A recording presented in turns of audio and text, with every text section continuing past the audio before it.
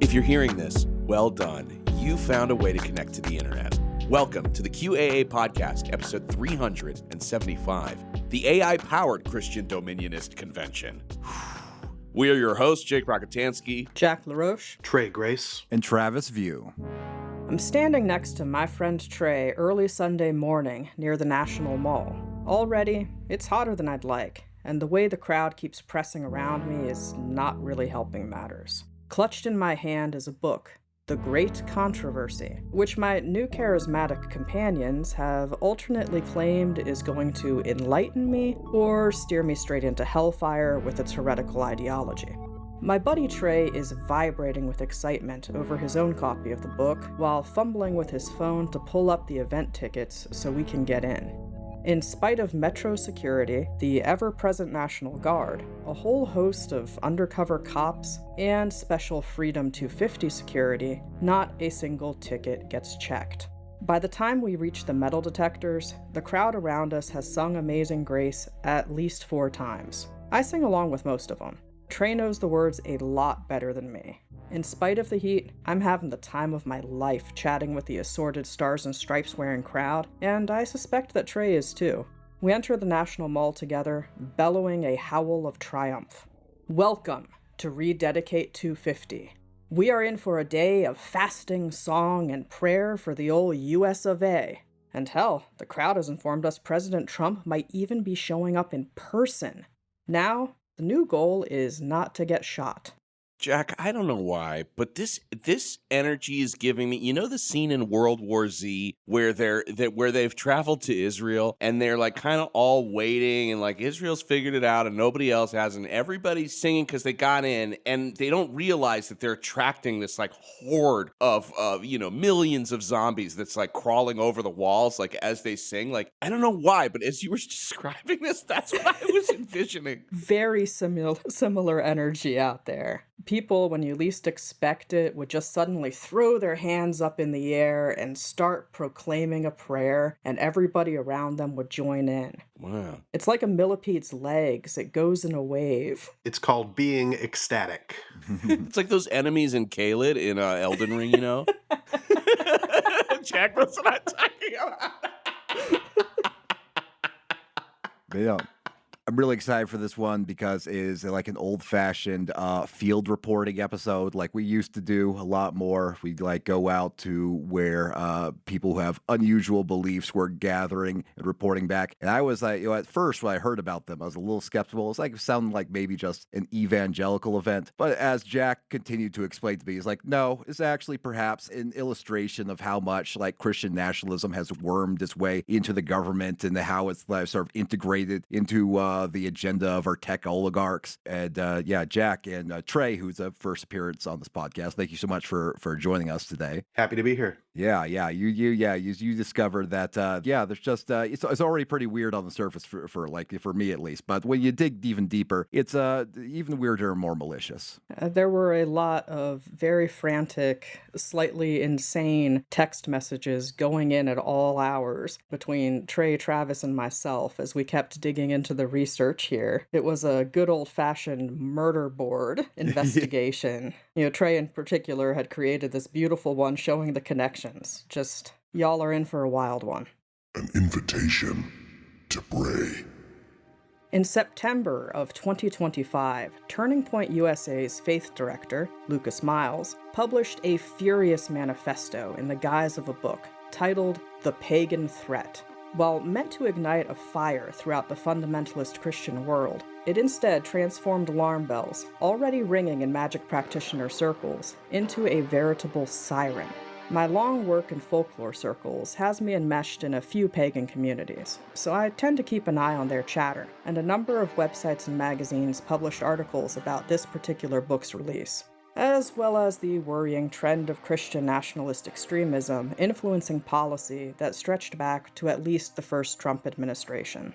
So, it wasn't the biggest surprise to see the establishment of the White House's prayer initiative, imaginatively dubbed America Prays, complete with its own section on the White House's website, coinciding with the release of Miles's book. To commemorate the occasion, President Trump said, America has always been a nation that believes in the power of prayer. We will never apologize for our faith. We will never surrender our God-given rights. We will defend our liberties, our values, our sovereignty, and our freedom. And with the help of the amazing faith communities across this land, we will truly make this the golden age of America. I'm trying to, adjust my impression to match Trump's, decaying.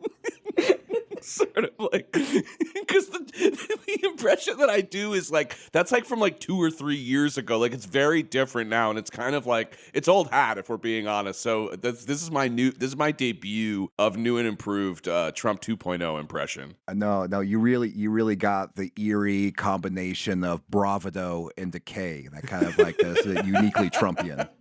Yeah, with each word, you can just hear the life leaving him. Jake, I don't think it's Trump 2.0. I think it's Trump ME.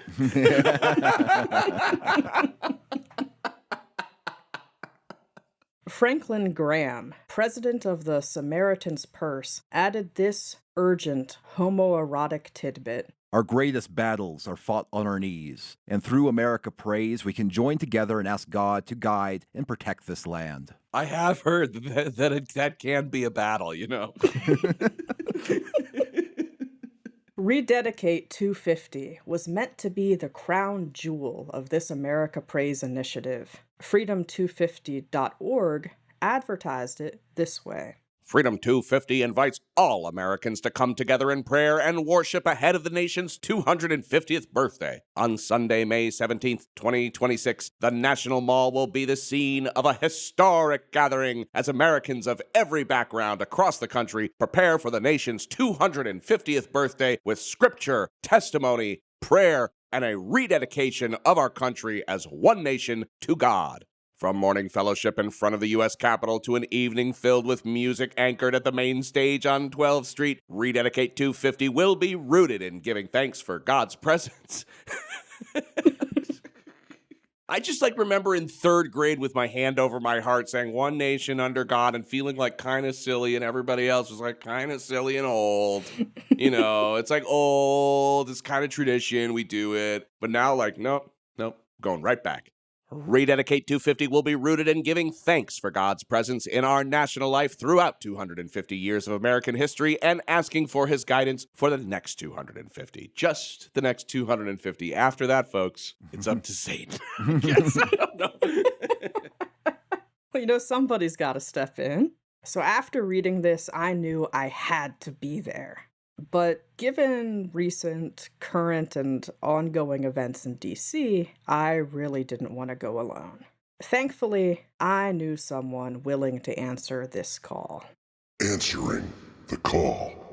Trey Grace is a former religion and politics major with deep interest and knowledge about the intersection of the far right and Christian extremism. He also had a flexible enough schedule that he could sacrifice a whole day to listening to whatever the hell Rededicate 250 would turn out to be. Key. And he was kind of excited about it. Also key. When I contacted him, he had not heard of America 250. In fact, the only people I knew who were aware of it were people who worked in DC. It seemed that their messaging had not actually escaped the city at all, despite the Freedom from Religion Foundation's several FOIA requests that, as of this recording, still have not been filled. So nevertheless, after doing what limited research he could do on the event, considering how little there was available at the time, Trey agreed that it looked like a Christian nationalist event of interest. So I told him all about America Prays. If you search online for America Prays, chances are you are not going to see the White House initiative. Instead, you'll find americaprays.org. Even now, post Rededicate 250, the earliest search results tend to be the work of author and former New Mexican pastor Brian Alarid. Ahead of the event, I inflicted psychic damage on both myself and Trey by having us read Alarid's 2 books, both titled When People Pray, What Happens When Ordinary People Pray to an Extraordinary God, and By Name, How to Pray for People and Lead Them to Jesus. Somehow those titles do actually fit on the front of the book.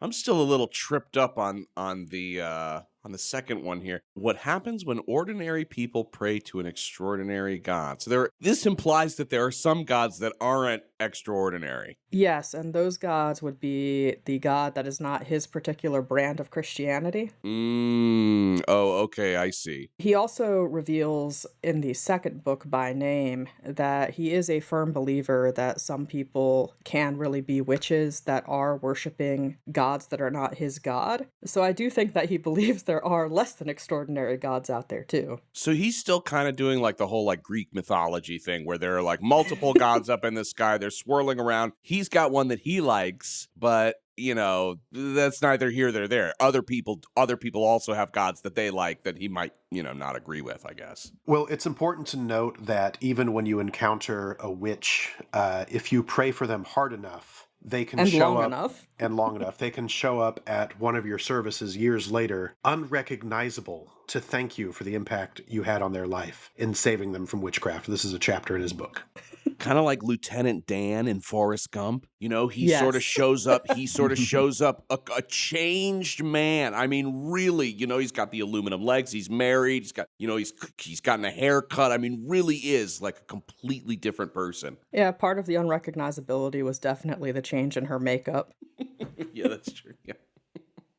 These books are part memoir, part guide, and all authoritarian theocratic technocracy drivel. Alarid has been given a mission by God to have every person on earth be personally prayed for by name so that they can hear the message of Jesus. The best way to achieve this goal, explained by Peter Thiel's buddy Rick Warren in his foreword to By Name, is with the use of today's technology. A through line within the book and the way it encourages a reliance on apps that is mirrored in the heavy push of apps like Hallow and the positive view of AI held by those currently in power.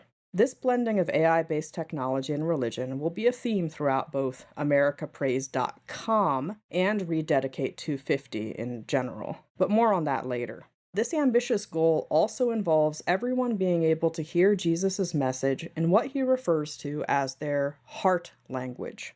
That is, through the use of Thiel-backed Bible and prayer translation apps, eventually resulting in the conversion to this charismatic flavor of Christian faith, ideally by Pentecost 2033, the 2000-ish anniversary of Christ's death and resurrection.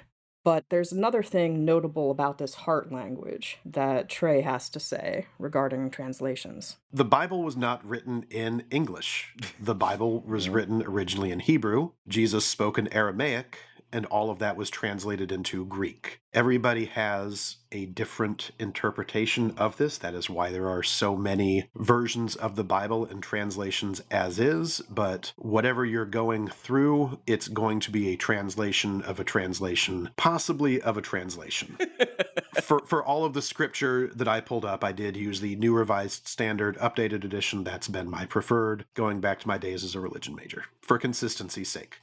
Imagine translating this already, 2 or 3 times and then running it through an AI translation service. And imagine what you're gonna get. This is, by the way, how the world ends and why in Book of Eli, Denzel Washington has to carry the last Bible to be translated. So all of what I said above is just outright stated by Alarid as having been ordered for him to do by God. The following quote is from his book, By Name. On May 13th, 2020, I received a phone call from my friend Mark Green. He is the Chief Investment Officer at Hobby Lobby. Quote, I believe the Bible movement and the prayer movement need to come together at some point, Mart said in his signature upbeat tone. But first, Mart continued, I believe the prayer movements need to come together. What do you think could unite all the different prayer movements? I didn't need to think long about my answer. It was only one thing on my mind lately. Maybe the vision of praying for all people in 1 Timothy 2, 1-6 could bring together different movements and denominations to accomplish something greater than any of us could on our own. I presented our vision to Scott Beck and Jeff Frey at Glue. Is that? Yeah, it's another Bible app. Scott and Jeff are technology gurus, and they love the idea. So basically, Scott said, you want to pray for 8 billion people who live in 200 different countries and speak 6,000 languages, and somehow learn their names and pray for them by name? That's like the largest data project in history. I know it's crazy, Scott, but this was God's idea, not mine. Scott flashed a smile, and his eyes glinted with excitement. All right, I'm in. We're building momentum. God was opening doors, people were jumping in, and the engine was warming up. A few days later, I received a call from Ashley Wilson and Dr. Billy Wilson, the president of Oral Roberts University and chairman of Empowered 21. It was this call that kicked this vision into fifth gear. God has given Empowered 21 a vision that every person on earth would have an authentic encounter with Jesus Christ through the power and presence of the Holy Spirit by Pentecost 2033, Dr. Wilson said. Oh, boy. So not just there's a deadline too. So like they pray for every person within 13 years. All 8 billion people, all personally being prayed for, and this is not a faith project. This is a data project. It's interesting. This is so fucked. You know, I accidentally sort of subscribed to Hallow. What? How did you accidentally do that? Because I saw a it was like a commercial or it was like a like a targeted Instagram ad or something, and it was Mark Wahlberg being like, hey. He was like, I know it sounds kind of crazy, but would you sit down and pray with me for a second? And I was like, what the fuck is this?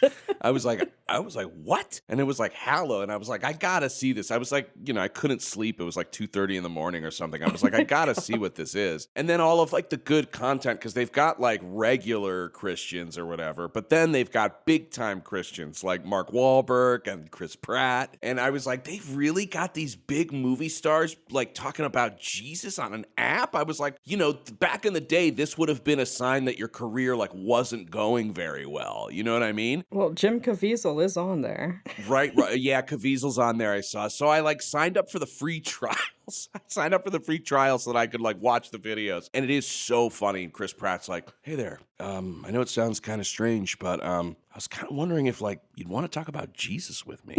And I'm like, this is the guy from Parks and Recs who's like, oh, I'm the dumbest guy here. But who like then became the Marvel movie star, and the whole thing was so bizarre. And then I forgot that I signed up for the free trial. And a couple days later, I got charged for the yearly subscription, because they don't let you do it by month. So it was like, you have to pay for the year. And I tried to argue it with the Google Play Store, and they were like, no, you have to stick with this. So maybe we'll do an episode about Hallow or something to get some kind of value out of it. Yeah, we gotta connect on that, because there's some funky stuff. Yeah, we'll do a sequel to this episode. I haven't signed up for Hallow, but I have signed up for pray.com, which we'll get to here shortly. Yeah. The week after I signed up, I'm sure this is just a coincidence and not them trying to push a specific type of political messaging, but every morning Bible verse had to do with construction of a palace and a house. It was just really weird. Yeah, those emails are a little haunting. I'm enjoying getting them, though. It's like specifically ballrooms. In the eyes of God, a ballroom can be a temple. So Alarid's message and goals aligned closely enough with what was posted on the White House website that I was extremely taken aback when Trey discovered that the actual website for the America Prays initiative outside of the page on the White House site was americaprays.com rather than .org. So I called Alarid's organization and asked them if there was a connection between the two. A very nice woman named Carletta Bradley explained. There is no connection. I'm not sure what happened. We had both .org and .com. Came to my attention 3 months ago, and I've been looking into it. I was really shocked. We are a really small group. It's really only myself, Brian, Mercy, and a few contractors. We're trying to consider whether or not to chase it down and see what happened with GoDaddy, or if this is just a situation where Glory be to God. It's a good thing until it's not. We're worried it's going to go in a direction that we don't like. So, archive.org shows no sign of Alarid's organization having previously owned the .com site. The closest thing to a website it did show was a form that said the site may be for sale, and that form goes back to around 2019. All of that having been said, there are very few scrapes of the site to begin with. So this leaves us with two websites to focus on. Rededicate 250, freedom250.org, and americapraise.com. You'd think we'd be talking about freedom250.com, but another quick phone call confirmed that that website is owned by a former eyeglass salesman in Massachusetts who is very annoyed that people keep calling him about freedom250.org events. As annoying as all of this is, websites and top-level domains do play a critical role in this story. Freedom250.org is not related to America250.org. America250 was a bipartisan project initiated in 2016. It had no place in second-term Trump's America. What bipartisan coalition would approve of a UFC fight on the White House lawn, or Trump's quarter quell version of the Hunger Games? For all of this and more, Trump needed Freedom250, which confused a lot of corporations that had already donated to America 250, because Freedom 250 just went down that list and solicited donations from every single person or corporation who donated to America 250 already. If you're a bit confused, don't worry. So is Trump. He actually confused the two in his speech announcing the Freedom 250 initiative. Of course. It's like we're proud to announce our brand new movie, The Matrix. To help carry out these exciting plans, we have created a new public-private partnership. It's called Freedom 250. Working with states, companies, and organizations across the country, we will renew the patriotism, pride, and pioneering spirit of America and lay the groundwork for the next 250 years of independence and freedom. This will be a time like you've never had in your lives. America 250. Thank you. I love you all. God, this is the one thing he's got. He's supposed to be a master of branding. It's kind of like even that's decaying in his decline. Mm-hmm. Yeah, all of him just seems to be decaying a bit right now. Yeah, I think he's right. I have never seen a time like this in my life. So, historian Heather Cox Richardson noted the following. Congress has appropriated $150 million for the Department of the Interior to distribute to organizations for celebrations of the 250th. Of that money, America 250 has been allocated $50 million and Freedom 250 has been allocated $100 million, although as of February, America 250 has received only $25 million. Freedom 250 has also solicited donations in exchange for access to Trump. According to Carissa Waddick of USA Today, sponsors include ExxonMobil, MasterCard, Deloitte, Palantir, and IndyCar. Donors can also request anonymity. So I think it's really great. Yeah. So it's like even Palantir can straight up donate under a name. That's a highly controversial, I would say, evil organization. But if you want to be even more evil, if you want to be even more under the table, you can be totally anonymous. Yeah, it's just totally no rails on this right now. And to further emphasize this split, an April 20th Wall Street Journal article further explained the situation. Planning for the birthday split into two camps late last year. One is a bipartisan commission created by Congress in 2016 that is supported by the America 250 group and has been accused by former executives of wastefulness. The other is a new Trump-aligned group called Freedom 250 that its critics say is designating a birthday for America more suited to MAGA fans. America 250 has defended its spending, and Freedom 250 says it is creating a party for all Americans. The two groups are now competing for a remaining slice of $150 million in federal funding that Congress appropriated for the semi-quincentennial as part of last summer's, quote, One Big Beautiful Bill Act. But that has yet to be doled out. When Congress appropriated the $150 million, only one group, America 250, was planning celebrations for the semi-quincentennial. But the Interior Department is in charge of distributing the money, and a representative indicated the remaining funds would largely go to the new Trump-backed Freedom 250. So he just stole he basically was just like, create a name of something that's kind of like it and take all the money that was given to before my group was made. Yeah. Fantastic. Great. America 250 so far has received $25 million of that funding source and is hoping for an additional $25 million this year. Meanwhile, most of the people in the country are struggling to pay their rent. I added that last part. I mean, that last part should be added. But to summarize all of this, America 250 is essentially dead right now. Freedom 250 is banking on the name recognition that America 250 had and hoping no one will notice that it is a MAGA free-for-all.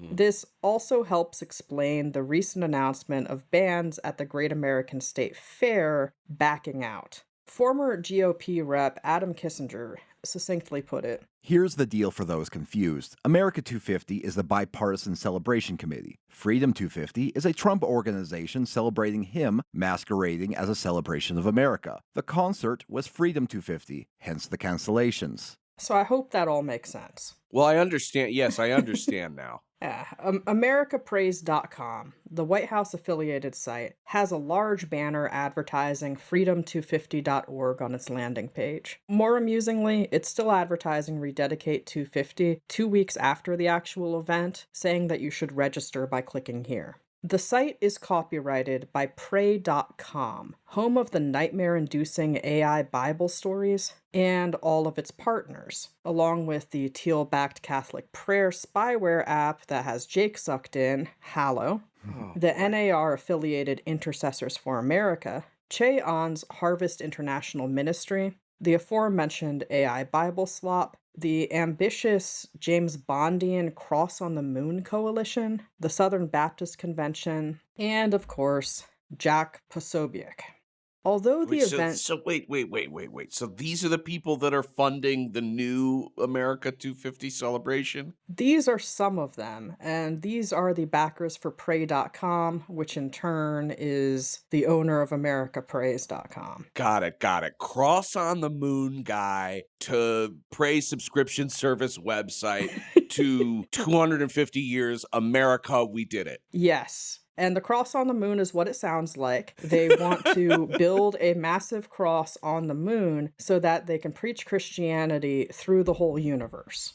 That is their goal. They have an AI video of a rendering of a lunar lander landing on the moon and then a cross coming up from it. I highly recommend you take 30 seconds and watch it. Oh my 100%. God. The site is amazing. God. Oh my And they have Lord. funding. They have government backing. They have gotten different senators and whatnot to sign on to this particular project. See, they think it's going to get aliens into Christ and stuff, but really it's like, you know how sometimes it's sad. You're driving on a freeway and you sort of see like a memorial kind of like on the side of the road where somebody passed. That's what people are going to think about Earth. They're going to see that cross on the moon and they're going to go, oof, yeah, oh man, something bad must have happened there. And what's bad happening there is happening right now.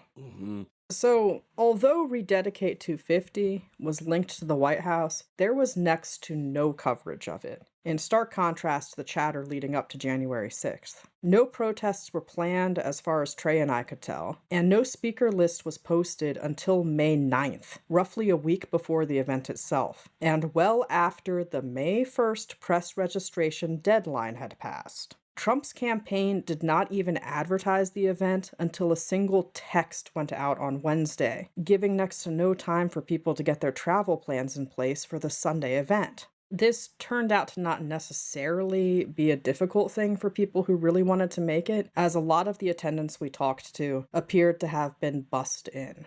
Teal-powered apostles.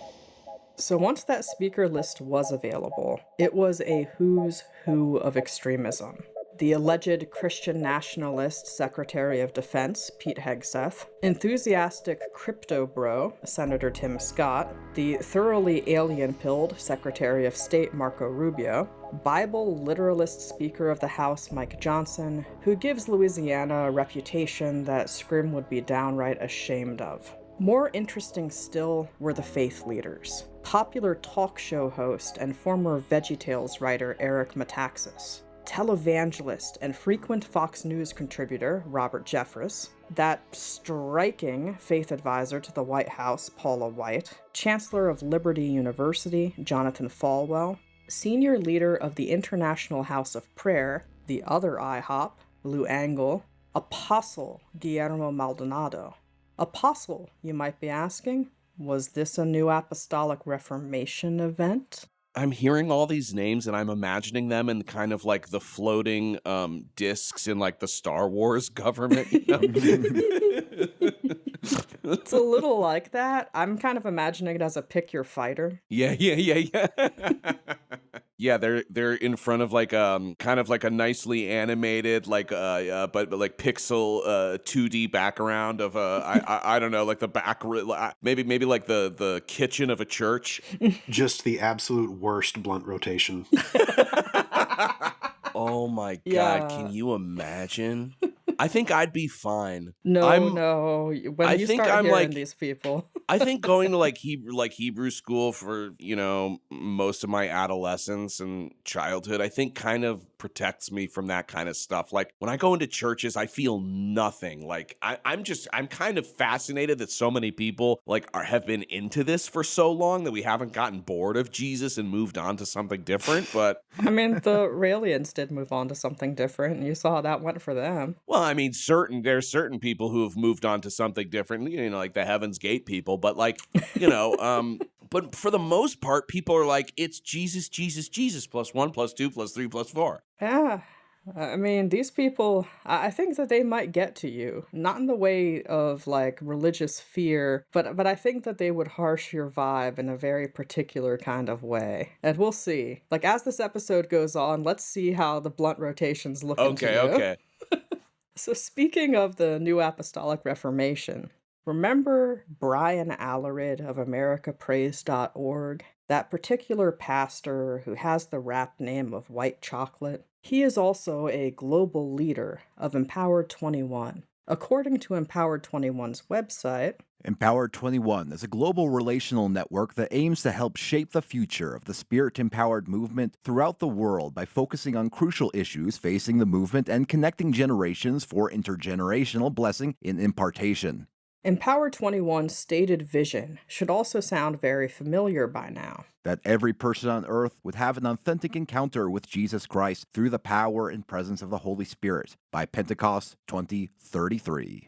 You know, all of this authentic encounter with Jesus Christ just keeps making me think that they just want to kill everyone. That the only way that we're going to have an authentic encounter is if we're just dead and then we'll actually see him. Mm-hmm. But anyway, in addition to being one of Empower 21's global leaders, Alarid is also chair of their Global Prayer Alliance, along with the quote-unquote prophetic advisor Arlene Westerhoof and, surprise, Cindy Jacobs of January 6th fame. Jacobs is also the lady who deeply influenced the New Apostolic Reformation leader C. Peter Wagner's views on spiritual warfare. Earlier this week, we interviewed Dr. Matthew Taylor about Rededicate 250 and the connection of the participants to the New Apostolic Reformation. Dr. Matthew Taylor is a religious studies scholar and the leading public expert on Christian nationalism, Christian extremism, and the charismatic movements shaping contemporary American politics. He holds a PhD from Georgetown University and an MA from Fuller Theological Seminary. His work focuses especially on the New Apostolic Reformation, spiritual warfare, rhetoric, and the religious network surrounding the current administration. Now, I'm sure you all remember the old adage that there's Q and there are Anons, but there's no QAnon. Mm-hmm. Now, Trey had the brilliant idea to put this into perspective with the NAR, because the NAR is a similar beast. It's most easily described as a loose affiliation of churches led by apostles and prophets, but there is no main headquarters. Here's how Dr. Taylor explained the connection between the rhetoric of the NAR and QAnon. They'll say things like, yeah, there's no such thing as the NAR, or there was never an organization and that's not false, right? Like there never was an organization. Yeah, I will say the leaders in this world relationally are very interconnected though. And once you start kind of watching them, you see all the kind of overlap. And I think it's interesting you point to kind of the QAnon culture. Actually, some of the NAR people have gotten really into QAnon historically. So, I mean, one of the prophets is this guy, Johnny Enlow. He went really deep into QAnon, very Trumpy. So he believes in these kind of modern prophecies, considers himself a prophet, but then he also believes in QAnon, right? And will sometimes bring up these different QAnon prophecies. So those worlds, I wouldn't say they overlap perfectly, but they definitely overlap some.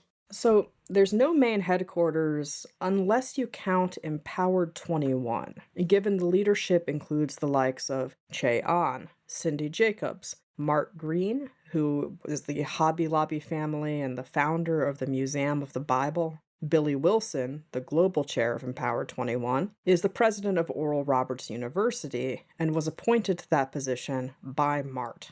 Samuel Rodriguez is a member of the White House Faith Office and was the first speaker at Rededicate 250. So, given the ties between Empowered 21, Rededicate 250, and Freedom 250, yeah, Trey and I, and everyone else we spoke to, believe that Rededicate 250 was a full-blown, White House-endorsed New Apostolic Reformation event. In addition to this, nearly all of the corporate sponsors of Freedom 250 and Rededicate 250 have deep financial ties to Peter Thiel and Palantir. Deloitte, MasterCard, Exeger, ExxonMobil, IndyCar, John Deere, and of course Lockheed Martin. This includes Pray.com, which in 2024, quote, partnered on AI applications for faith-based nonprofits, given the challenges of translating its content into multiple languages. When we asked Dr. Taylor about the Thiel connection, he offered this insight. Peter Thiel has become very involved in this stuff. Peter Thiel, he's hard to place on any kind of movement or spectrum of spirituality. He kind of inhabits this strange kind of gay, evangelical, Catholic adjacent, antichrist obsessed vision of Christianity. But a lot of these, I mean, like in the 24 campaign, when Elon Musk was becoming more and more of a proxy for Trump and Vance, he actually went and preached, or he didn't preach, he spoke and did a big event at a big charismatic church in Harrisburg, Pennsylvania, that is actually the church that Sean Foyt, who's a very important NAR worship leader who led a big event the night before Rededicate 250. Sean Foyt came out of that church. From what I understand, I think he actually brokered and set up that thing for Elon Musk. So Elon Musk, not known as a deep spiritual thinker, but here he is hanging out at an independent charismatic NAR church and doing a big event there as part of the campaign in a swing state, right? So no, there's I think what has happened is that Silicon Valley has realized that there's some real cultural capital in Christian nationalist churches. And this is not new, right? Billionaires for a long time have found the religious right to be a set of very useful allies to have. People like Peter Thiel seem to be waking up to something the oil barons discovered long ago, that these folks, because they are kind of culturally aligned with a lot of the other causes that these folks already support, they can become a very useful voting bloc to be leveraged. And so there's this effort to kind of cultivate these folks. I think for some of the Silicon Valley folks, seemingly even for Peter Thiel, there's also this genuine interest in religion, but it's a weird kind of interest in religion. I mean, for Peter Thiel, he wants to go around the world doing lectures on how Greta Thunberg is the Antichrist, right? But even that is kind of self-serving, right? Because what are the markers of the Antichrist in his rhetoric? Well, anyone who wants to regulate AI is the Antichrist. Like, that's awfully self-serving. Yeah, it's like, who's going to be easier to fuck over? The people that are like, hey, look, like, we're just trying to figure out how to fucking feed ourselves, and like, can you make the rent a little bit cheaper? And then there's like the other group that's like, we are waiting for the man from the sky to come down and take us into the eternal, place of happiness. It's like, of course they're going to be easier to fuck over. And speaking of self-serving, remember that we're also now labeling people who are anti-data centers as terrorists. Yeah. Basically, you're both a terrorist and you're demonic. You're a puppet of Satan. Yeah, the demons and the terrorists, they're hanging out together now. Pray.com also has strong NAR ties. Dr. Jim Garlow is a known apostle within the New Apostolic Reformation. Che Ahn, current write-in candidate for governor of California, is a frequent streamer on Pray.com and was literally mentored by Peter Wagner. Rick Warren, current member of the Council on Foreign Relations, was also mentored by Wagner himself. Stephen Furtick frequently announces prophetic activations at his Elevation Church, where the members can then become apostles themselves. All of this is on Pray.com, the America Prays and therefore Freedom 250 and White House affiliate, along with far-right figures such as Lorenzo Sewell, who was the speaker at the 2026 inauguration, who then made headlines for launching a meme coin immediately after, and the fundamentalist GoFundMe equivalent Give, Send, Go. In all honesty, Pray.com has so many connections to the NAR, the far right, and CREC that we could fill an entire episode dedicated just to that bullshit. But first, let's get to Rededicate 250. The road to prayer down. Sunday dawned hot and early. For two former Southerners, we were still both planning to be miserable given the heat and humidity. I did my best to pull off a generic MAGA passing look, but was worried I was so generic that I stood out. Next time, I vowed, I'll wear something more aggressively patriotic.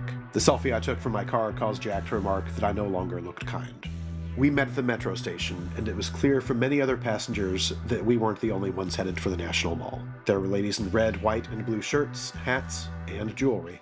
A few men had flag tattoos and haircuts short and tight. The cars were crawling with metro security, weaving their way between the George Washington University graduates in full regalia, because of course there were other events happening on the mall that day. One douchey graduate we chatted with was finishing up his master's degree in artificial intelligence. Here's hoping that the AI bubble doesn't pop next week, I guess. After a short bathroom and sunscreen break, we left the metro and were immediately accosted by someone handing out copies of The Great Controversy. We each took one. I don't know about Jack, but I haven't read it yet. We got several other handouts heading toward the mall, some of which were literally just audiobook versions of The Great Controversy. At this point, we were also extremely aware of just how thick the police and National Guard presence was. But we made it to the Freedom Truck so we could get our best PragerU education. From Freedom 250 and brought to you by PragerU. Introducing the Freedom Truck, a mobile museum.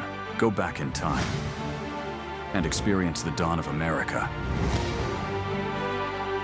with artifacts of the Revolution, from the first settlements to the first cries of liberty. Let it begin here!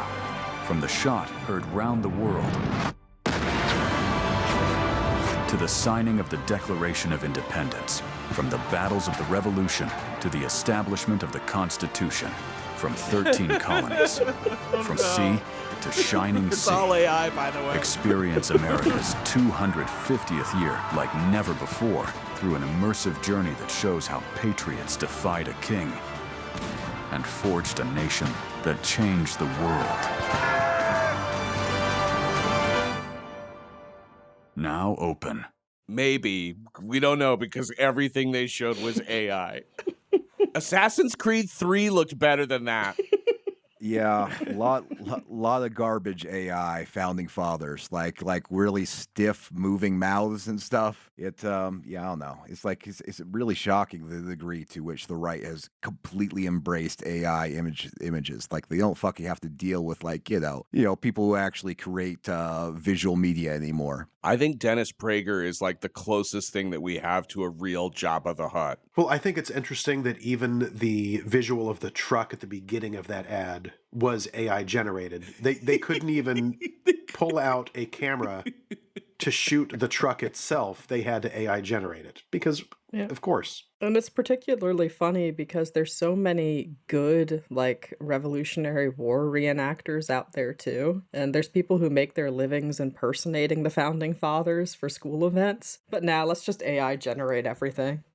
The Freedom Truck was everything we wanted it to be, and more. The promised historical artifacts were just pictures with QR codes that you could scan to learn more about them. AI-generated George Washington told us all about Valley Forge. There was a large screen that allowed you to take a very poorly designed quiz to see whether you were a patriot or a traitor during the Revolution. Of particular note was the inclusion of Louisa May Alcott in the section of famous American heroes, given how easy it is to find in-depth articles about the fact that Alcott was, in all likelihood, a trans man. Happy Pride, everybody.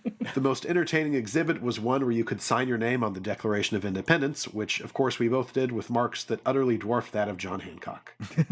There was supposed to be a stylus, but we couldn't find it and used our fingers. Then we stood in line for an hour waiting for admission, making friends with the patriots around us and listening to several shofars being blown. One person we chatted with was a middle school teacher in Massachusetts who quit her job due to the students' increasing reliance on AI. Even while she derided students using it, she also admitted it could write better than she could, so she just gave up. I wonder how she'd feel about Thiel funding this venture.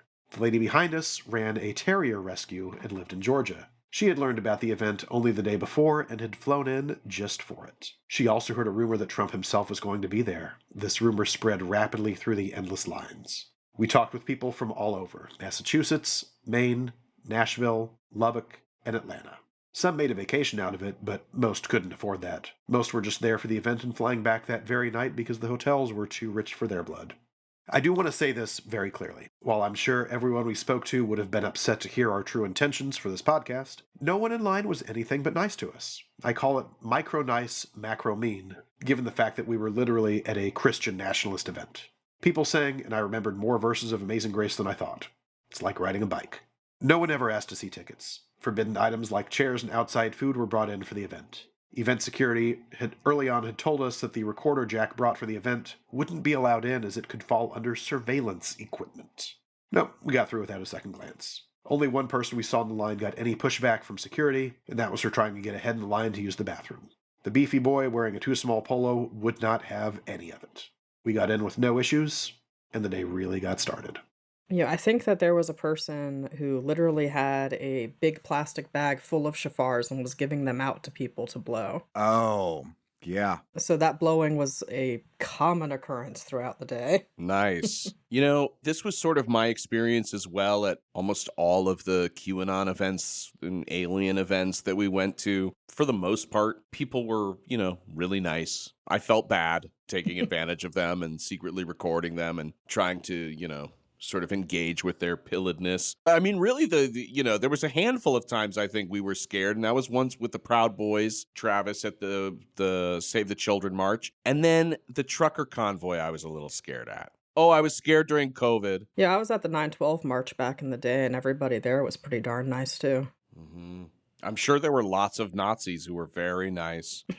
Yeah. Very nice people, when you met them out at the street. I think that's a really interesting thing you said, Trey, is that micro, nice, macro, mean. Yeah, I had similar experience. I feel like, it's like I never felt like I was ever in a threatening situation, with the sole exception of when Jim Watkins threatened to punch me in the face. But other than that, it's been, like the people who attend these events are like, while they're there, obviously, I feel like their broader agenda, I think, is pretty wretched. But interpersonally, they're not that bad. Samuel Rodriguez. First up was Pastor Samuel Rodriguez, a name I've seen several times while doing research for this. He's a global leader for Empowered 21. He blurbed and was name-dropped in Brian Alarid's By Name, and is a signatory of the Christianity in the Age of AI, an appeal for wise leadership letter to Donald Trump, which reads, in part, amidst everything else you are achieving, you are the AI president, having ascended again to the presidency exactly as this technology has reached its own ascendancy. As people of faith, we believe you are the world's leader now by divine providence to also guide AI. As people of faith, we believe we should rapidly God, you know what this feels like to me? In Toy Story, the aliens that live in the claw machine? That's like what this feels like. That's like what this feels like to me. You're doing a better pastor voice than Tim Scott does, so you have that going for you. I was born in a different body.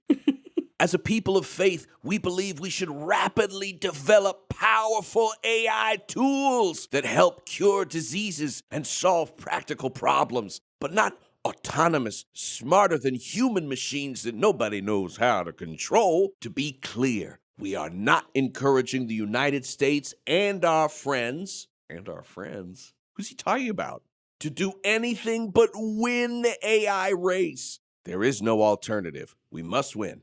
And then does he actually, name his website? Yeah, there are several signatories there. I haven't done research into all of them yet, but if we feel this is something worth pursuing further, I am happy to take point on some of that. He's clearly someone with ties to both artificial intelligence and the New Apostolic Reformation, which made what he had to say on Sunday particularly interesting.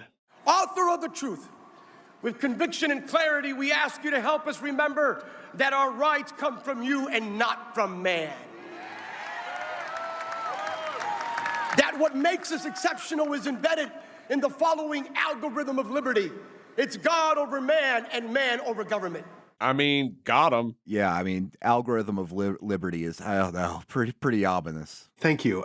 When we heard that at the event, I almost packed up and left because I was like, I could write an episode on this. The algorithm of liberty. Those 3 words just spoke volumes to me, but we stayed for longer. Yeah, it was like a dog hearing that the dinner bell just rang, just all of a sudden, wait, what?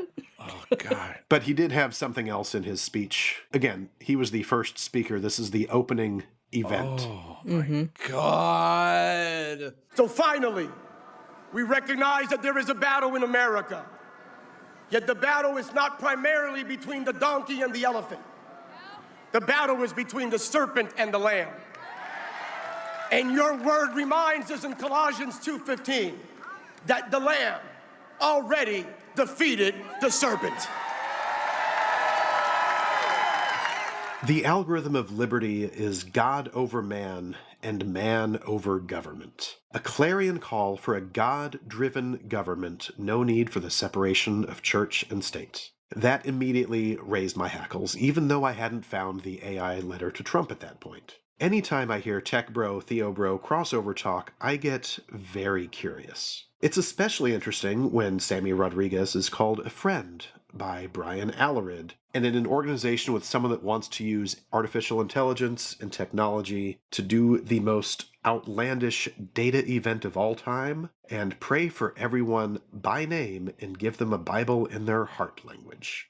There doesn't seem to be much in the phrase the algorithm of liberty online aside from references to that speech, but when I looked for God over man, man over government, I did get a hit. He really wants to make America, in his terms, great again.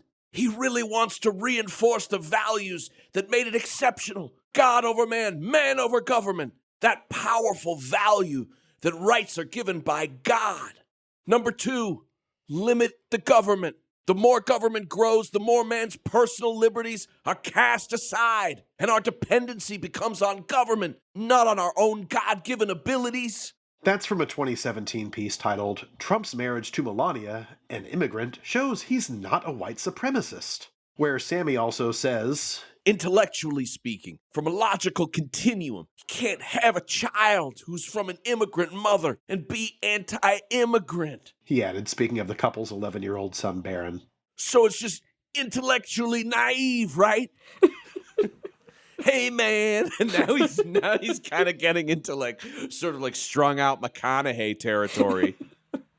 He's the first speaker, and it sets a tone for this white nationalist Christian prayer event.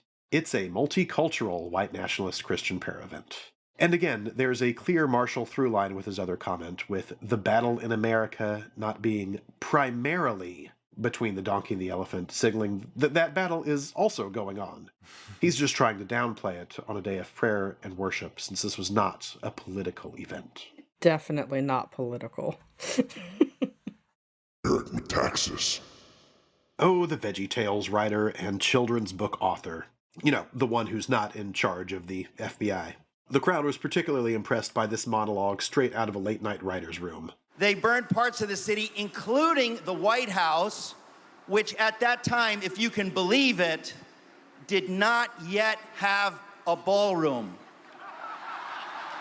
Yes, it's hard to believe that it would take 2 centuries for the Lord to raise up a great man to bring that ballroom finally to stand where it needs to stand.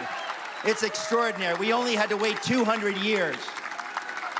Wow. Yeah, I mean, yeah. And he brought forth a savior who would bring a ballroom to the White House. This is insane. Can you imagine going home and being like, I believe in Christ, and be like, and they brought a ballroom. I just can't imagine somebody being satisfied with that. The best part of the Metaxas speech was that was the only part of it that got a really strong reaction from the audience. He tried to get audience interaction throughout the rest, but it was just kind of dead after he walked out on stage. But then he hit the ballroom point and the crowd went wild. Because that's what's happening right now. That's the current season of the show, is like getting the ballroom up. You know, it's like a wall. It's like The Wall, but now it's even more local and more narcissistic. And yeah, it's, of course, they're like, oh, the ballroom. We know about that fight. We know about that plot point. Well, and it's also interesting because now finally this past weekend we've gotten, more details about what this ballroom needs to have. Like all great ballrooms throughout history, a drone port on the roof. Naturally. Drone port on the roof. Yep. Yeah, how else are you going to get the fun little drone displays,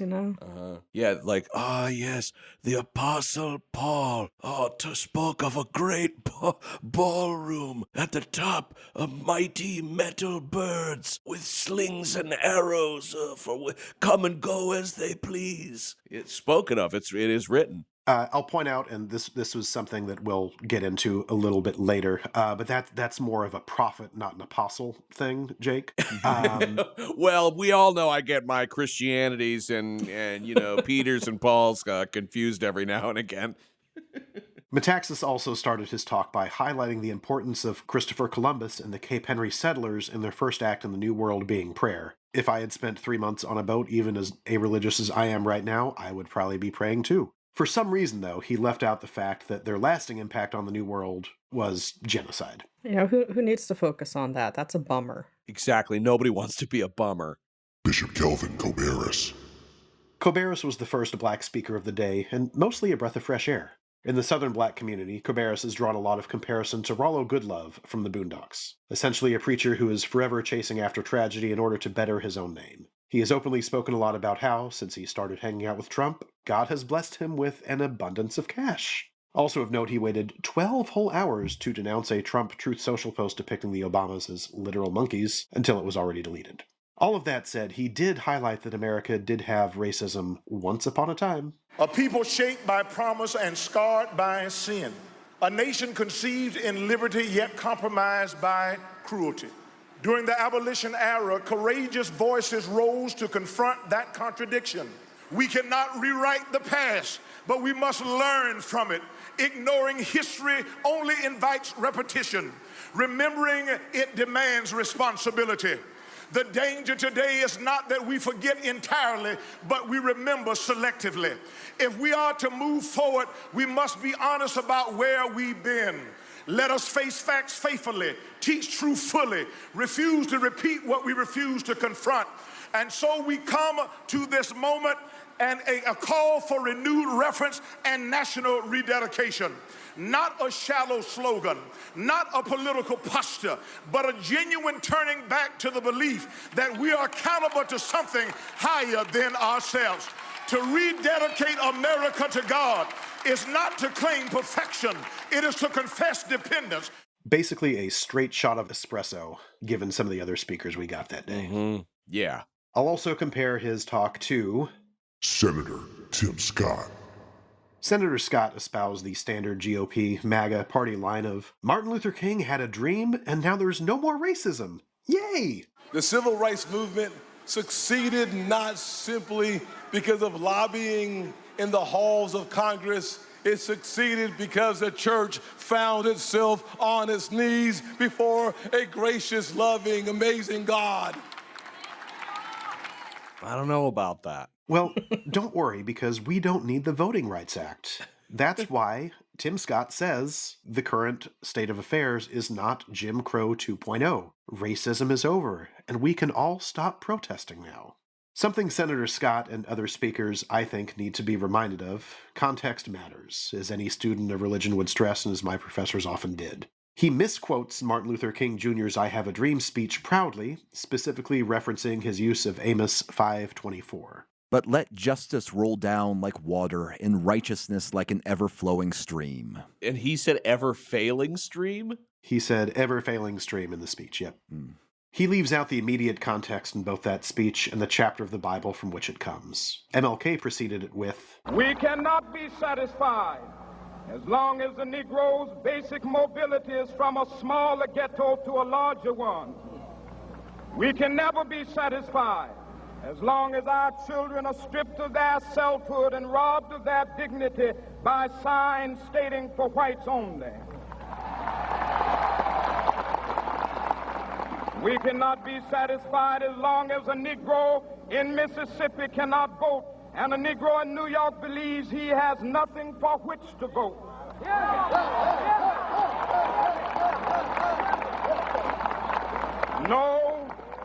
No, we are not satisfied, and we will not be satisfied until justice rolls down like waters and righteousness like a mighty stream."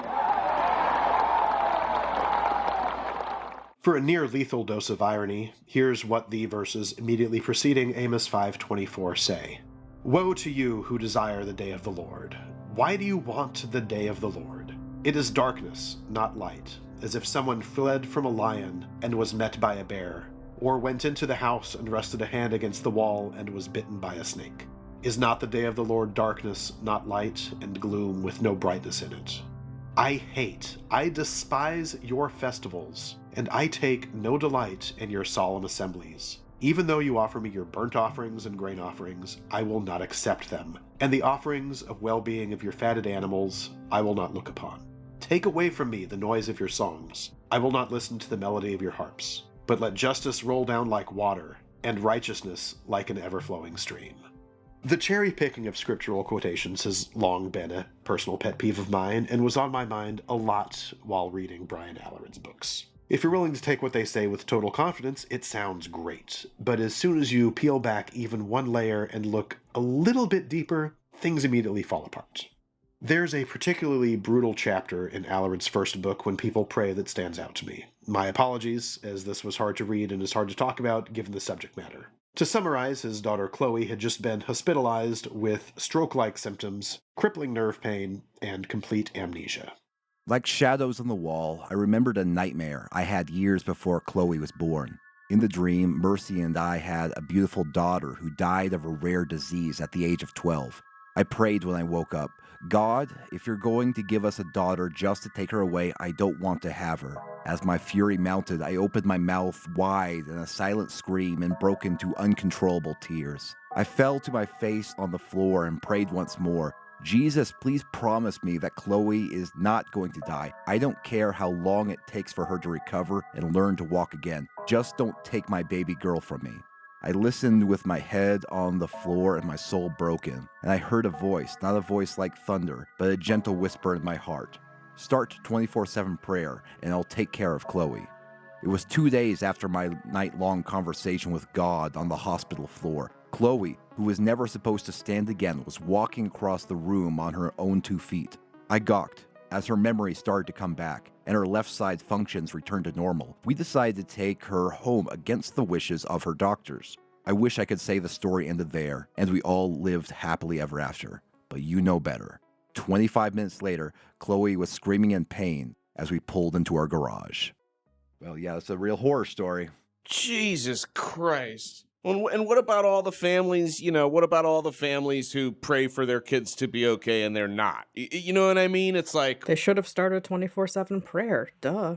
Quick, subscribe to Hallow. The yearly sub, not the monthly one. Listen to Chris Pratt. He'll heal you. Listen to Chris Pratt. Not only will your daughter walk, but she'll fly, actually. Amongst this medical drama and possible child neglect, Brian also quotes Hebrews 11. "And what more should I say? For time would fail me to tell of Gideon, Barak, Samson, Jephthah, of David and Samuel and the prophets, who through faith conquered kingdoms, administered justice, obtained promises, shut the mouths of lions, quenched the power of fire, escaped the edge of the sword, were made strong out of weakness, became mighty in war, put foreign armies to flight." I added verse 32 at the beginning there, which he left out, specifically because Jephthah was the one who obtained promises from God in Judges 11:30-32 and 34-35. Jephthah does go on to sacrifice his daughter to the Lord. This is the kind of biblical justification these people will cite, and they hope you don't put in the effort of looking anything up. So can you guys kind of give me like the Cliff Notes, basically, like as somebody who's just, really kind of an amateur in terms of understanding the Bible? What's the significance here? The significance here is that Brian Alarid is quoting a prophet and I'd have to look up specifically what Jephthah is. I think he was one of the Hebrew judges, one of the Israeli judges. He is specifically citing Jephthah, a man whose faith in God was so strong that he sacrificed his own daughter after telling the Lord, I will sacrifice whatever comes out of my house to you if you grant me this victory. And so when Brian's daughter is in the hospital suffering and he makes a bargain with God and pulls his daughter out, he's kind of going along that same route, or at least that's how it read to me. Yeah, like most of these like right-wing idiots, they never somehow are able to see that they're the exact kind of person that they're condemning or, warning you or trying to stop you from being or whatever. It really never fails. Lou Engle.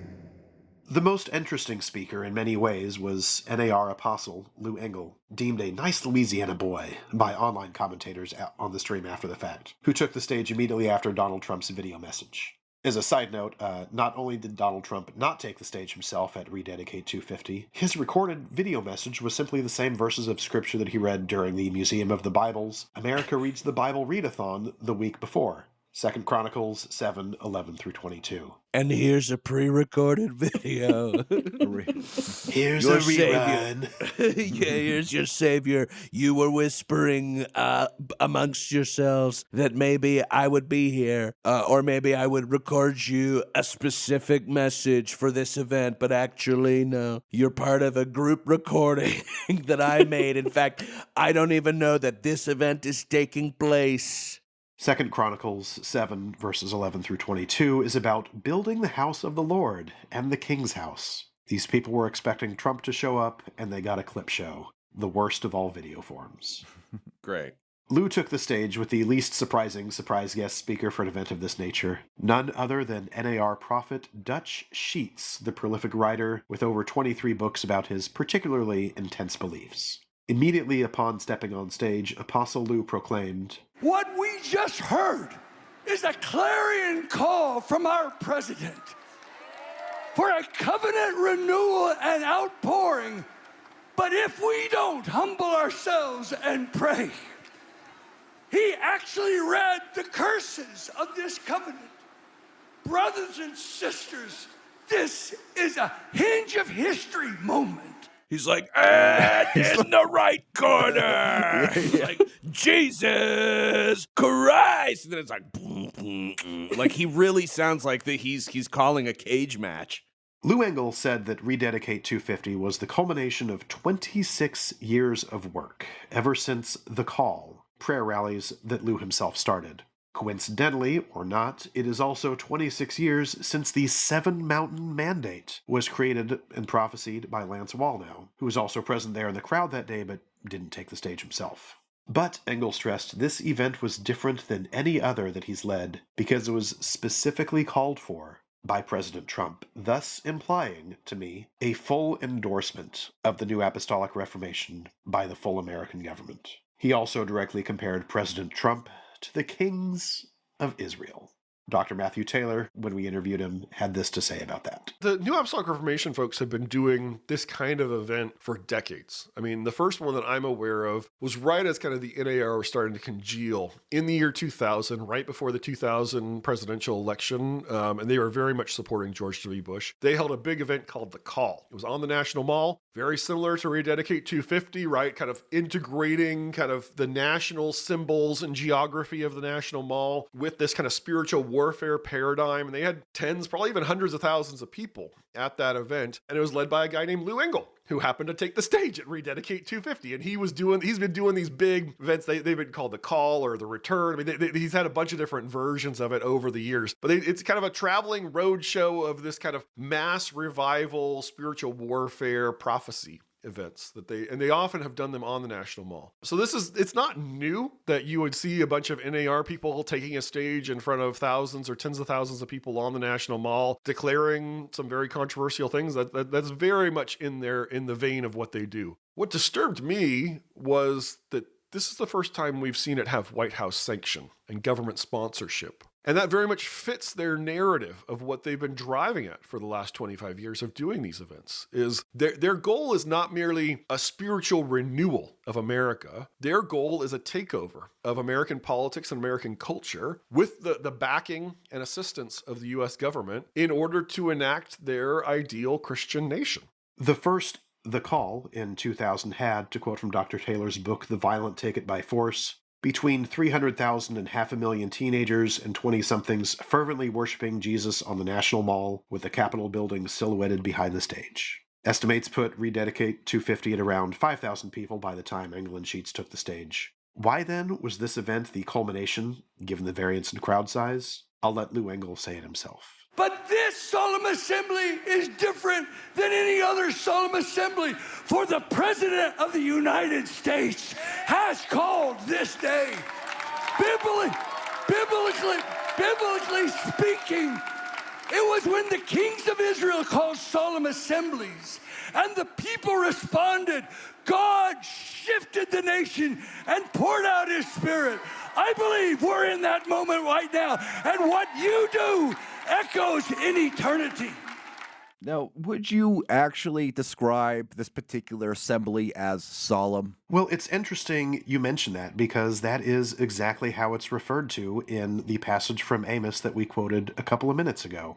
So our translations match up there, Lou and I guess. But again, if I'm reading this right, I despise your festivals, and I take no delight in your solemn assemblies.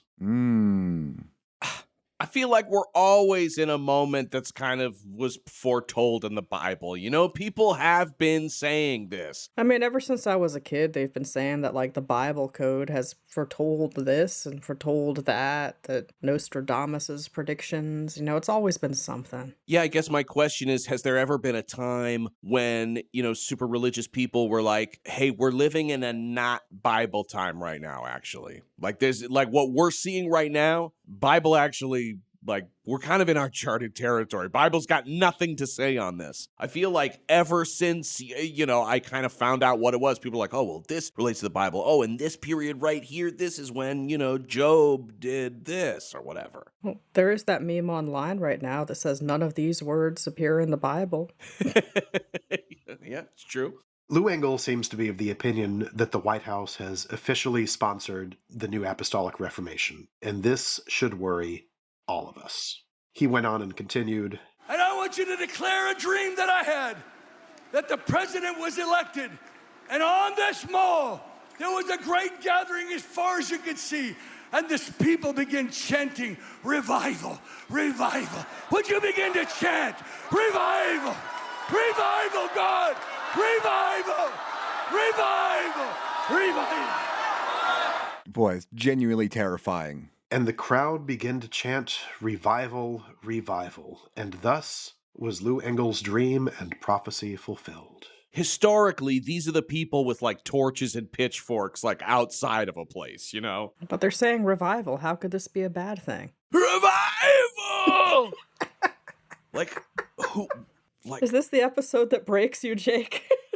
Yeah, I mean, it's just like, well, this guy in particular, because he sounds like he's the leader of the sort of like torches and pitchforks crew in like a 1960s like monster movie. Yeah. I guess they've always been trying to do this, right? And they finally found a guy melted enough and malleable enough that they could finally push it through. I mean, we are closer, I think, at least in my lifetime, it feels like we are closer than ever to the Jenga tower sort of toppling. And I don't know. I think if Julian were here, he would probably say we've always been this, and any illusion of straying from it, has been well orchestrated. But from my perspective, I don't know. It is worrying. It is worrying that that Trump seems to, I don't know, maybe he thinks he is securing himself a spot on the the plane to heaven. I do agree with your Julian perception, to a degree, but I think that it's a lot more out in the open. When you have people like, would this make Lou Engle a prophet since his prophecy has now come to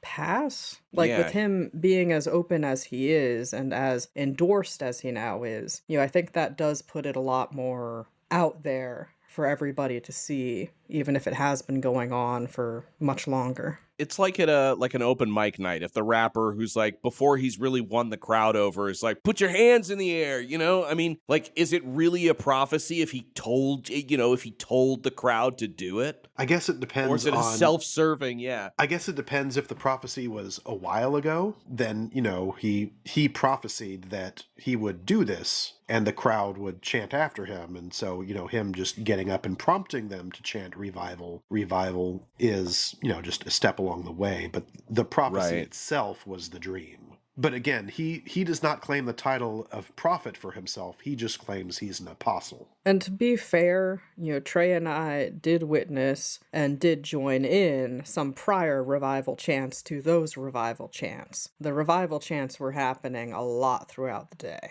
Now, speaking of prophets, right behind him, kind of the Flavor Flav to the Chuck D that was Lou Engle, Dutch Sheets took the mic to close out this segment. Lord, we just conclude this session by saying you are extending your hand of mercy to this nation. Millions of prayers have been prayed today, and in the past 30, 40 years, you have accepted those prayers, and we say today is Breakthrough Day. Today is Reconnection Day. Today is Recovenant Day. Today is the day that the outpouring of your Spirit begins in our nation. We declare a new beginning for America in the mighty name of Jesus. And so we're clear, in spiritual warfare terms, these men are generals. You can find articles referencing them as such. You can find social media posts addressing them as such. They are speaking to their army. They are giving orders. And there's a line from Dr. Taylor's podcast, Charismatic Revival Fury, which is all about the new Apostolic Reformation and the impact they had on January 6th. I encourage anybody out there to listen to it if you haven't heard it. This line has been lodged in my brain, bouncing around ever since I first heard it. This is the fundamental disconnect within their strategic spiritual warfare worldview. If you imagine yourself to be on the side of the angels, you can never be in the wrong. When we spoke to him, he also pointed out that the same concept now applies to being on the side of Trump. This is also something he echoed in that same podcast. Is that it creates a very simple Manichaean world. There is good and there is evil. And we know we're on the side of good. So anyone who opposes us must, de facto, be evil and guided by demons. So these folks love Trump, and they also see that he's unpopular and that his policy ideas are opposed by most Americans.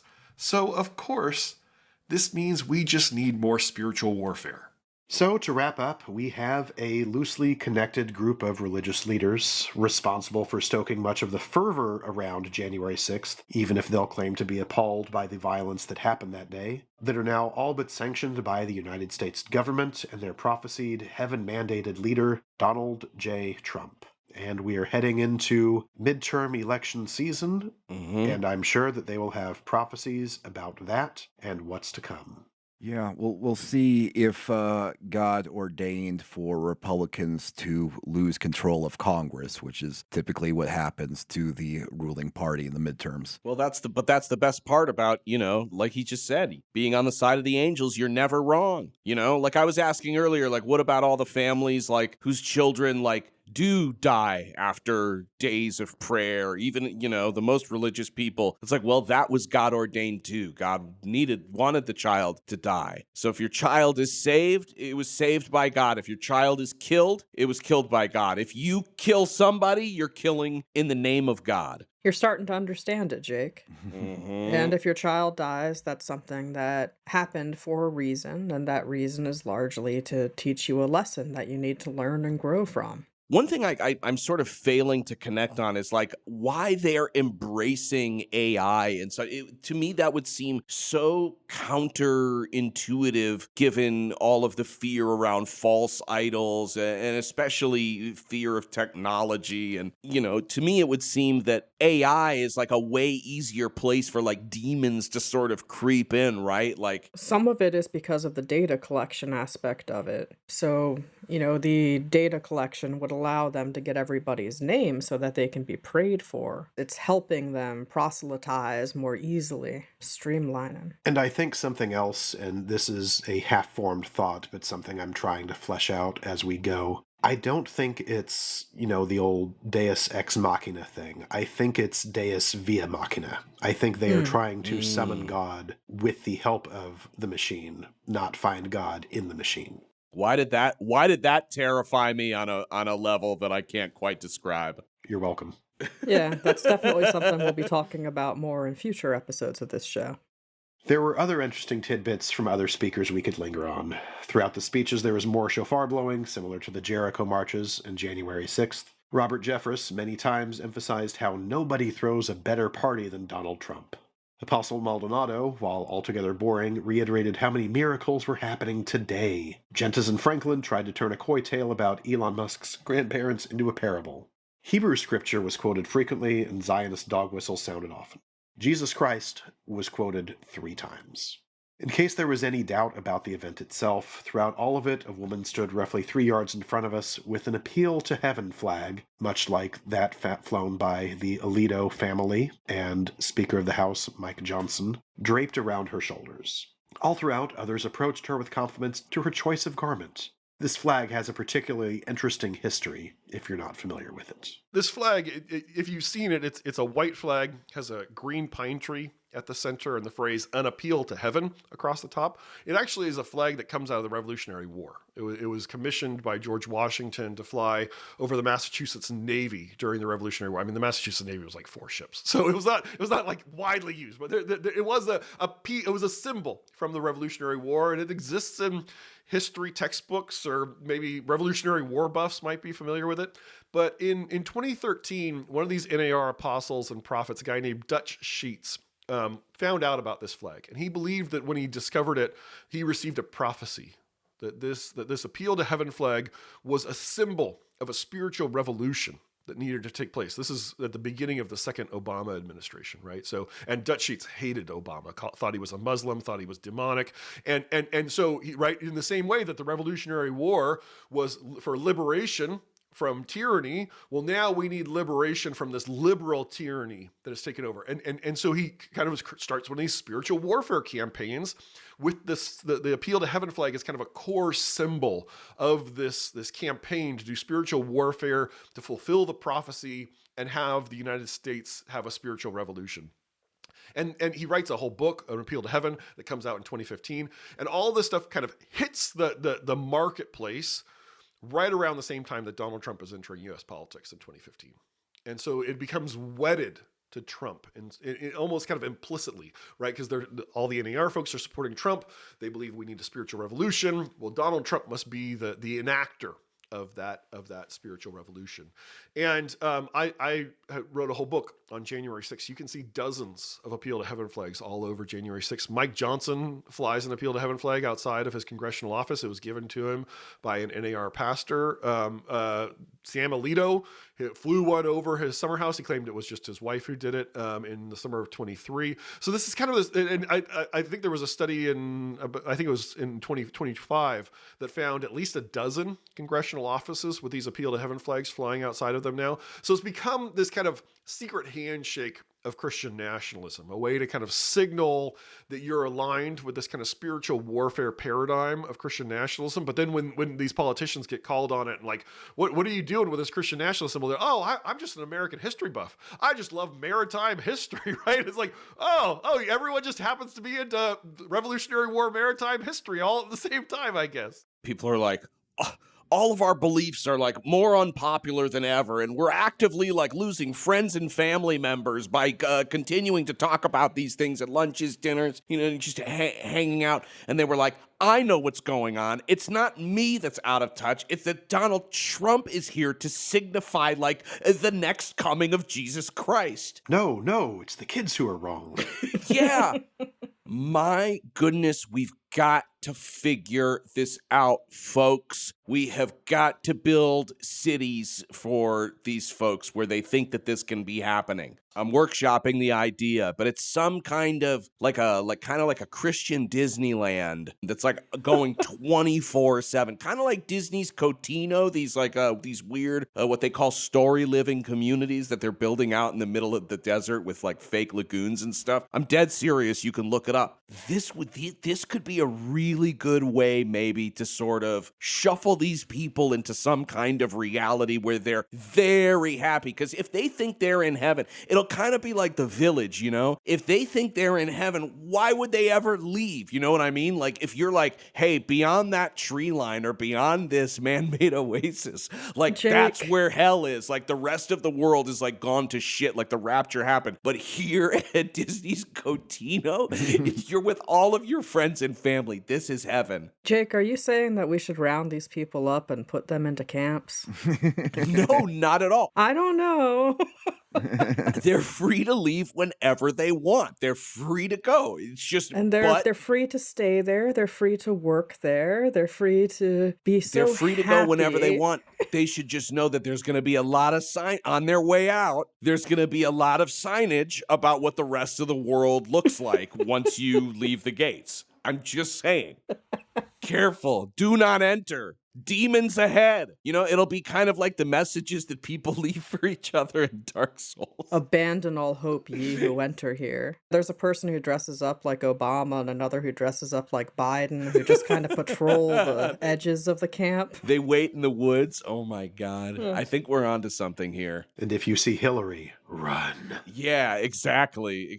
She'll eat your brain. She'll eat your liver. Nobody knows what she's up to. Because it doesn't seem like these folks are slowing down. Although, I guess, it is really troubling. They were not slowing down at the crowd there. They were very enthusiastic. They were very earnest in their beliefs. And the fact that there was this call to arms that very much seemed to energize the crowd, is something that should give people pause, especially because, we noted that there was probably about 5,000 people there in the crowd, one of the times. And it was a place that was, the permit that they put out was saying that they were expecting around 15,000 people total. So, although there were only about 5,000 or so people there, it was streamed online. And it was being streamed online and being watched by people all over the globe. So the physical attendance doesn't necessarily reflect what the actual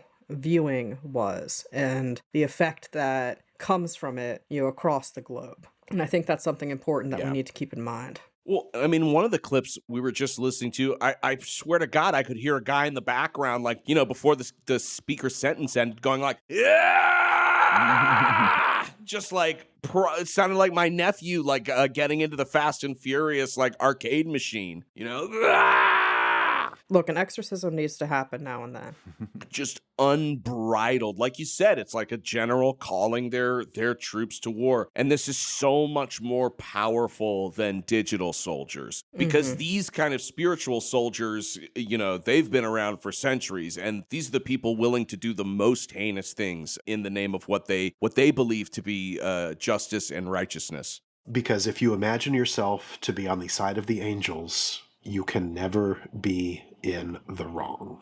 Preach it. Preach it. That's like you reminded me of the quote at the end of Futurama when Bender meets God, and he's like, oftentimes when you've done the right thing, no one's sure you've done anything at all. Or like something along those lines. I might not be getting the quote right, but it's true. It is very frightening, and I think it's something that is very sobering on a podcast with lots of laughs and lots of, breakdowns and, chuckling at how insane all of this stuff is. Sometimes it's worth remembering that we got to stay frosty because, I don't know. It doesn't feel like things are slowing down, and it certainly doesn't feel like anybody is really standing in any kind of reasonable opposition to, this either. Well, let's check in with the opposition. Great.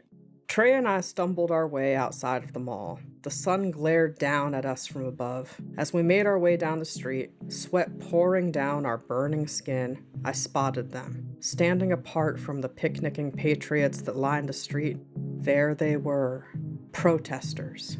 They were the only protesters I had seen this close to the event, although later I saw that there were more at the opposite end of the mall. They seemed like a fine crowd, though they were a very small one, about 6 people in total. One wore a sandwich board proclaiming that Doug Wilson was the Antichrist, and that we needed to research Pete Hegseth's church. We gathered with them around a massive Magnum tractor that was set up ahead of the Freedom 250 sponsored Great American State Fair. As we chatted about how the protest had gone that day and answered their questions about Rededicate 250, no, there was no free water. Yes, all of the water cost over $10 a piece. A policeman approached us. He wore a bulletproof vest outside of his uniform and had a Malinois on a leash. When he got within a yard of our group, he explained that he didn't want any trouble. He was just curious about the tractor. He cracked a joke about Magnum. The protesters seemed to be on good and possibly even first-name basis with him. Trey and I parted ways with the protesters after promising to show up at Hegseth's church sometime this summer. They protest outside of it each Sunday, and headed to Comet Ping Pong for our well-deserved beer and pizza. It had been a very long day. As we chatted over one of the best meals I've had in my life, in the background, children played ping pong. While others whisked away in a basement that didn't exist. Wow, guys. Incredible reporting. It was a long-ass day, man. I bet it was hot, too. Trey and I were very close. We got a lot closer, being bonded with the sweat pouring off of our skin, being forced close together by the crowd. Oh my! What kind of food did they have? What sort of like food trucks were kind of like parked outside? There was a single food truck, and they actually had smash burgers, fried chicken. The French fries they had were frozen French fries that they had bought in bulk from Costco. Mm-hmm. They had a very large kiddie pool full of ice that they were keeping the drinks in. Okay. And they actually did have a very good supply of food and a very good supply of drinks. They didn't run out of either. But everything was extremely expensive, and there was 0 water stations. So they did have an ambulance set up, and I was shocked that we didn't see anybody go down from heat stroke. Because with the National Mall, 0 shade, 0 cooling stations. Right. Well, that's, one of the benefits of it being kind of a God sort of themed thing is like you park the ambulance up there, and it's sort of, you're not really thinking about the science of hydration, right? It's kind of, you show up and it's in God's hands, the ambulance is there, but at that point, it's sort of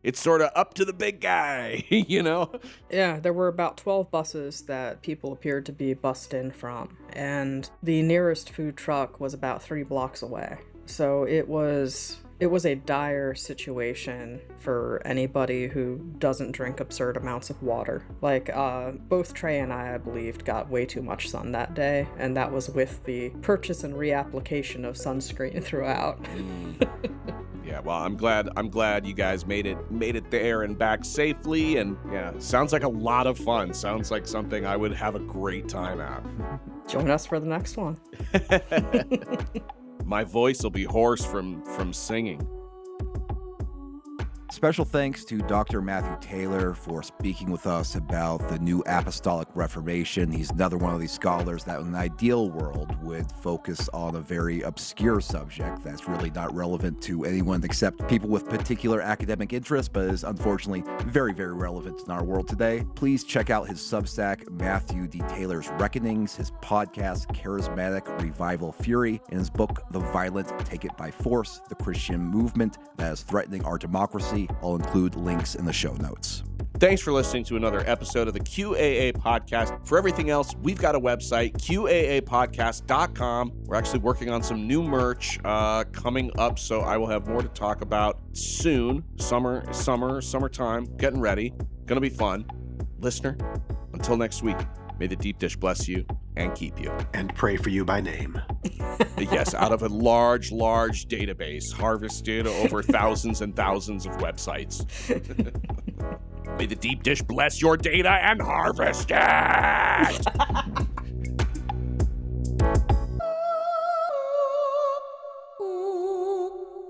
We have auto-keyed content based on your preferences. I bet a lot of people pray to you, huh? Yes, but there are so many asking so much. After a while, you just sort of tune it out.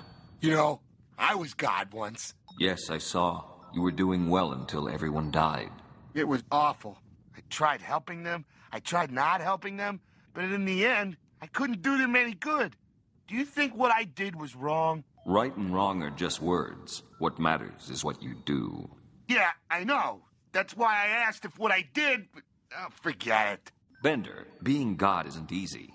If you do too much, people get dependent on you. And if you do nothing, they lose hope. You have to use a light touch, like a safecracker or a pickpocket. Or a guy who burns down a bar for the insurance money. Yes, if you make it look like an electrical thing. When you do things right, people won't be sure you've done anything at all. Does that mean you wouldn't send me back to Earth, even if I prayed to you? Earth? Which way is that? I don't know. Well, so long. Remember what we talked about.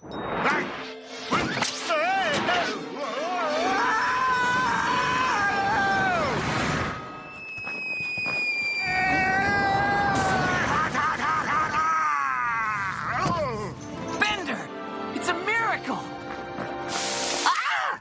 Guys, you never believe what happened. First, I was God, then I met God. We climbed a mountain and locked up some monks. Oh no, the monks! We forgot to let them out of the laundry room. Ah, do we have to? I mean, they're monks. I'm sure their God will let them out, or at least give them more shoes to eat. Fat chance. You can't count on God for jack. He pretty much told me so himself. Now come on. If we don't save those monks, no one will.